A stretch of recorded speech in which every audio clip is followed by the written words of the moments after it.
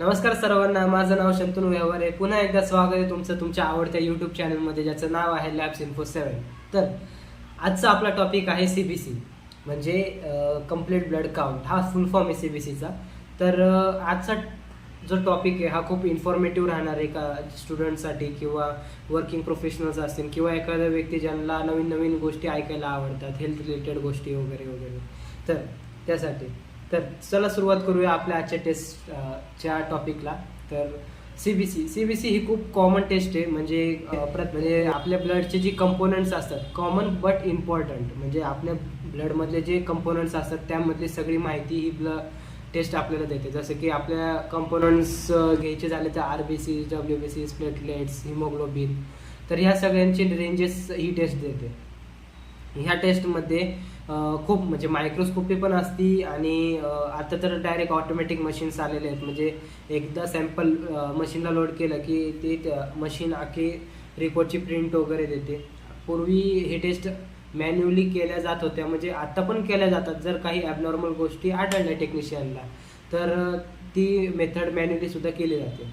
तर त्यानंतर सगळ्यात पहिलं आपण जाणून घेऊया की RBCs, WBCs, प्लेटलेट्स किंवा हिमोग्लोबिन ह्यांचं वर्क फंक्शन काय आहे. जर आपल्याला त्यांचं वर्क फंक्शन कळलं तर आपल्याला कळलं ना की ही टेस्ट का करतात किंवा ह्या मागचा आपला उद्देश काय आहे वगैरे. तर सगळ्यात पहिलं RBCs हे आपल्या रक्तातलं एक घटक आहे जे ऑक्सिजन पुरवण्यासाठी मदत करतं.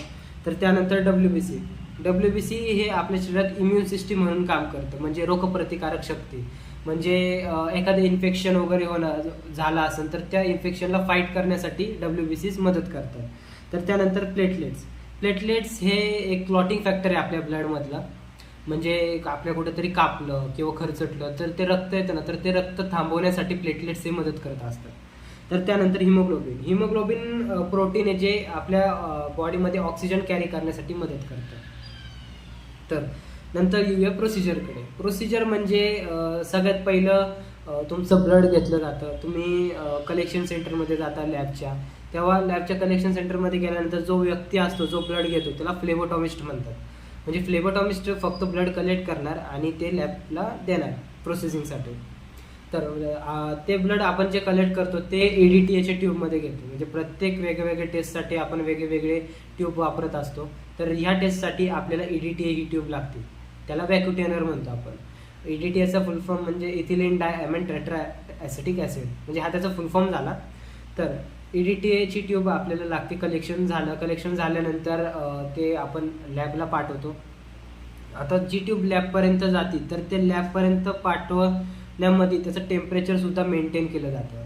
त्यामधनं टेम्परेचर मेंटेन केल्यामुळं तुम्हाला तुमच्या हेल्थच्या नॉर्मल व्हॅल्यूज जाणून घ्यायला अजून ॲक्युरेट रिपोर्टसाठी मदत होते. तर ते टेम्परेचर म्हणजे 2 to 8 मध्ये ट्यूब्स पाठवले जातात. जर ट्यूब्स पाठवल्यानंतर लॅब्समध्ये ते सॅम्पल प्रोसेस झाल्यानंतर तुम्हाला रिपोर्टिंग केलं जातं. या सगळ्या टेस्टचे जे नॉर्मल रेंजेस असतात ते प्रत्येक एजेसनुसार किंवा जेंडरनुसार हे बदलत असतात. तर त्यानंतर आता आपण बघूयात की लोकांना प्रश्न काय पडतात, म्हणजे हे टेस्ट करायला जाताना लोकांना काय प्रश्न वगैरे पडतात. तर सगळ्यात पहिलं म्हणजे मला फास्टिंग केली पाहिजे का CBC टेस्टच्या आधी. तर फास्टिंगची काही गरज नाही आहे या टेस्टच्या आधी. ही तुम्ही रँडममध्ये हे सॅम्पल देऊ शकता. तर त्यानंतर मी कधी ही टेस्ट देऊ शकतो किंवा मी कधी टेस्ट केली पाहिजे. तर हे डिपेंड करतं तुमच्या हेल्थवर आणि तुमचे डॉक्टर तुम्हाला कसं कन्सल्ट करतात त्यावर.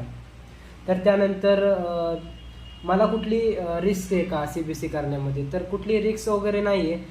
तुम्हाला फक्त एक मिनिमल ब्लड सॅम्पल द्यायचं तुमच्या आर्ममधलं. ब्लड सॅम्पल दिल्यानंतर ती प्रोसिजरमध्ये सगळे लॅबवाले करतातच, जसं की ट्रान्सपोर्टेशन झालं किंवा रिपोर्टिंगपर्यंत तर सगळे लॅबवालेच करतात. तर त्यामध्ये असं काही हे नाही आहे. तर त्यानंतर थँक्यू. ही व्हिडिओ बघितल्यानंतर जर ही व्हिडिओ तुम्हाला इन्फॉर्मेटिव्ह वाटली असेल, काही नवीन शिकला असाल व्हिडिओमधनं, तर नक्कीच या व्हिडिओला लाईक करा, शेअर करा आणि फॉलो करा. तुमच्या मित्रांना झालं किंवा कुठले ज्यांना अशा हेल्थ रिलेटेड गोष्टी ऐकायला आणि बघायला आवडतात. आणि अशाच इंटरेस्टिंग टेस्ट मी तुमच्यासमोर आणत जाईल. तर थँक्यू. भेटूया पुढच्या व्हिडिओमध्ये.